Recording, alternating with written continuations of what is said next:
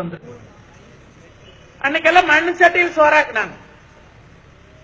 மண்ணு சட்டி போட்டு போட்டுன்னு உடஞ்சு போகுதுன்னு சொல்லி மண்ணு சட்டி போய் பித்தாள சட்டி வந்தது. பித்தாள சட்டி போய் எவர் சில்வர் வந்தது. எவர் சில்வர் போய் பொண்ணு கண்டுபிடிச்சிருக்கிறேன். அது என்னன்னா அதுக்கு பேர் நான் ஸ்டிக். அது எடுத்து அடுப்புல வச்சீங்கன்னா அடுப்பு கூட அது ஒட்டாது. அதுல எண்ணெய் ஊத்துன எண்ணெய் ஒட்டாது, மாவு ஊத்துன மாவு ஒட்டாது, கரண்டி போட்டா கரண்டி ஒட்டாது, திளிப்பு போட்டா தோசை ஒட்டாது, எடுத்து வட்டல்ல பாட்டா வட்டலையும் ஒட்டாது, எடுத்து பவத்துல பாட்டா அந்த கரும்பு பவத்திலையும் ஒட்டாது. அதான் நான் ஸ்டிக். கல்யாணம் மூச்சு வரையிலேயே பொம்பளை கேட்கறா மாமியா கிட்ட, அத்தை மிளகு எங்க அரைக்கிறதுங்க? அவ சொல்ற மாமியா, சாமி அம்மிக்கல்லு வாசப்படியில் இருக்குது, அங்கதான் மிளகு அரைக்கணும் கண்டு. பெரிய மருமம் இப்படித்தான் கேட்டா, நான் அப்படித்தான் சொன்னேன். ஆனா அவ இங்கதான் அரைச்சா. நீ எங்க அரைக்கிறிய அப்படின்னா, அக்கா எப்படியோ மறு தகச்சி அப்படின்ட்டு அவளும் தலையிலேயே மிளகு அரைக்க ஆரம்பிச்சு. யோசிச்சு பாருங்க. அன்னைக்கெல்லாம் அம்மிக்கல்ல எதுக்காக பெரியவர்கள் எல்லாம் அம்மியில அரைக்கிற மெத்தட கண்டுபிடிச்சா? ஆட்டங்கள் எதுக்கு ஆட்டாங்க? மாவு ஒண்ணுல மாவு மாரியாத்தா நோம்பிக்கு பச்சரிசி இடிச்சு பச்சமா பிணைவாங்க. இன்னைக்கெல்லாம் மாவு மில்ல கொண்டு போய் மாவு அரைச்சிட்டு வந்து பாவுதி பிணைஞ்சு வச்சுக்கிறாங்க. அப்போ குயிக்கா நீங்க புட்டு தயாரிச்சு வந்து சாப்பிட்டு இப்ப குயிக்கா செத்து போயிட்டு இருக்கிறோம். அதான் நடக்குது. அம்மியில அந்த தேங்காய் சட்னி அரைக்கிறது இல்ல. ஞாயிற்றுக்கிழமை நாள் நல்லா சின்ன வெங்காயத்தை வணக்கி போட்டு கொத்தமல்லி சீரகம் போட்டு ஆட்டாங்கல்ல முளகாட்டி குழம்பு வச்சா அந்த தோட்டத்துல வச்சா பக்கத்தோட்டம் சேர்ந்து பணக்கு. நீங்க யாரு? எல்லாம் சத்தி மசாலா, மட்டன் மசாலா, சிக்கன் மசாலா, பிஷ் ஃப்ரை நல்லா உணர்த்தி திங்கிறோம். சட்டு செத்து போறோம். இன்னைக்கு 65 வருஷம் இருக்கிறதெல்லாம் பெருசு.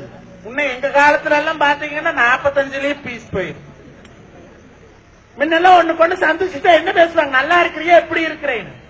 இப்ப கல்யாண காட்சியில எல்லாம் பெருசு சேர்ந்துட்டு எப்படி பேசுது தெரியுமா? எப்ப உனக்கு எத்தனைப்பா சுகரு? 120. இப்ப எனக்கு 150பா. நான் ஸ்வீட் எல்லாம் கையிலேயே தொடறது இல்ல. அந்த காலத்துல கருப்பட்டி போட்டு கள்ளமா வாட்டினாங்கன்னா ஒவ்வொருத்தரும் ஒவ்வொரு கிலோ திம்ப. இன்னைக்கு கல்யாண வீட்டுல இலை போட்டா அவன் வைக்கிறத இத்தனை வளர்த்தி ஸ்வீட்டு, அதை மூடி வச்சுக்கிட்டு வரோம். யோசிச்சு பாருங்க.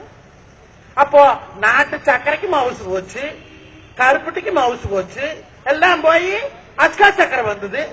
இப்ப என்ன வந்திருக்குது? சுகர் கூடயே இருக்குது, ஒட்டிட்டு இருக்குது. சுகருங்கிற, பிரஷருங்கிற, ஈரல் நோக்காடுங்கிற. அந்த காலத்துல இதெல்லாம் எங்கேயா போச்சு? இதை விட ஒரு கொடுமை, ஒரு மொண்டி ஆடு, நடக்க முடியாத ஆடு கூட 2 குட்டி போட்டு காப்பாத்துதுங்க.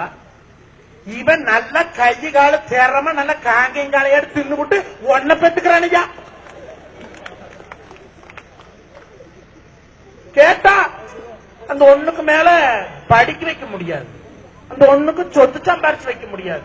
அப்படி ஒப்பாரு நினைச்சிருந்தானே எப்படி 12 ரூபாய் பெற்றிருப்பேன். இன்னைக்கு அந்த ஒண்ணுமே பெத்துக்கிறக்கு வேலை இல்லாத மாட்டுக்கு சனி ஊசி போடுற மாதிரி இன்னைக்கு நாம போய் ஊசி போட்டு புள்ள பெத்துக்கிறான். இதெல்லாம் எப்படி வந்துச்சு? நம்மளுடைய உணவு பழக்க வழக்கங்கள். வாரத்துக்கு ஒரு முறையினால் அந்த சிறுதானியத்தில் இருக்கக்கூடிய சத்துக்கள் எல்லாம் உடம்புக்கு வேணுமுங்க. எதுக்காக அந்த காலத்துல கம்பு ராய் எல்லாம் சாப்பிட்டாங்க? அதிகமான பைபர் இருக்குது, அதிகமான வைட்டமின்ஸ் இருக்குது, அதெல்லாம் உடம்புக்கு வேணும்னு தானே. இப்ப அன்னைக்கெல்லாம் ஞாயிற்றுக்கிழமை அன்னைக்கு சனிக்கிழமை அன்னைக்கு தான் இட்லி சுடுவாங்க. ஒவ்வொரு வீட்டுல மாசம் ஒரு கட்டம் இட்லி சுடுவாங்க. இப்ப இட்லி சட்டி அடுப்போட்டு கீழே இறக்குறதே கிடையாது. வகை வகையா சுட்டு தின்னீங்க. அன்னைக்கெல்லாம் ஊர்ல ஒருத்தர் செக்கான் இருப்பான், நடு ஊருக்குள்ள செக்கு போட்டிருப்பாங்க. போய் நம்ம தோட்டத்துல வந்து கள்ளக்கொட்டை, நம்ம தோட்டத்துல வந்து எள்ளு, நம்ம தோட்டத்துல விளைஞ்சது கொண்டு போய் போட்டு ஆட்டிட்டு வந்தோம். சுத்தமான எண்ணெய் கிடைச்சது. இன்னைக்கெல்லாம் என்ன பண்ற? 1 லிட்டர் நல்லெண்ணெய் என்ன விலைங்க? 1 லிட்டர் நல்லெண்ணெய் 120 ரூபாய். 1 லிட்டர் நல்லெண்ணெய் 2.25 எள்ளு போட்டா தான் 1 லிட்டர் நல்லெண்ணெய் கிடைக்கும். செக்காட்டைகளுக்கெல்லாம் பெரியவர்களுக்கெல்லாம் தெரியும். அது கூட கருப்பட்டி மிச்சோடு போடணும், அப்பதான் கசகாம இருக்கு. அப்ப டோட்டலா கொள்முதல் கணக்கு பார்த்தா 1 கிலோ எள்ளு 80 ரூபாய்க்கு விற்குது, 50 ரூபாய்க்கு விற்குது. 50 ரூபாய்னு ஆவரேஜா வச்சுட்டாலுமே 150 ரூபாய் எள்ளு போட்டு ஆட்டி அவன் 120 ரூபாய்க்கு விற்பானா? எல்லாம் குருடாய் இல்ல நல்லெண்ணெய் எசன்ஸ் கலக்கி அவன் மித்து திரியிற பாக்கெட் பண்ணி கலர் கலரா சினிமா நடிகை வந்து நான் கேரண்டி நான் கேரண்டி நான் கேரண்டின்னு இவன் கேரண்டி விட்டுறேன். அதுதான் நடந்துட்டு இருக்குது. ஏன்னா குருடாய்களுக்கு நிறமும் இல்ல மனமும் இல்ல. உண்மையா சொல்றேன், அந்தந்த எசன்ஸ் ஊத்திட்ட விக்கிறாங்க. ஒரு கிலோ கடலப்பருப்பு என்ன விலைக்கு விக்குது? ஒரு வேலை பருப்பு போட்டு ஆட்டத்தை ஒரு வழி என்ன கிடைக்கும்? ஒரு வேலை பருப்போட நல்ல பருப்பு வெள்ளப்பருப்பா இருந்த படி 80 ரூபாய், நல்ல பருப்பா இருந்த படி 50 ரூபாய். 4 வெள்ளம் 4 படி போட்டா 200 ரூபாய் ஆகுது. 200 ரூபாய் பருப்பு போட்டு ஆட்டினா ஒரு படி எண்ணெய் 220 ரூபாய்க்கு நாள் வித்தா அவனுக்கு ஆட்ட கூலினாலும் கட்டு வெளியாவது. இன்னைக்கு ஒரு படி கல்லெண்ண 150 ரூபாய் 140 ரூபாய்க்கு அவன் எப்படி கொடுக்குறேன்? இதெல்லாம் நாம் பாக்குறது இல்ல. நாம போய் ஆட்டிட்டு வர்றது கேவரு குறைச்சலா நினைக்கிறோம். உண்மையே சொல்றோங்க, அவன் தோட்டத்துல விளைஞ்சது திங்கிறது கேவரு குறைச்சல். அன்னைக்கெல்லாம் வாரத்துக்கு 2 முறை 3 முறை கீரை சமைச்சா காட்டு பக்கம் போயிட்டு வந்தாங்கன்னா ரக்கரி பொரிச்சு வந்து கிடைவாங்க.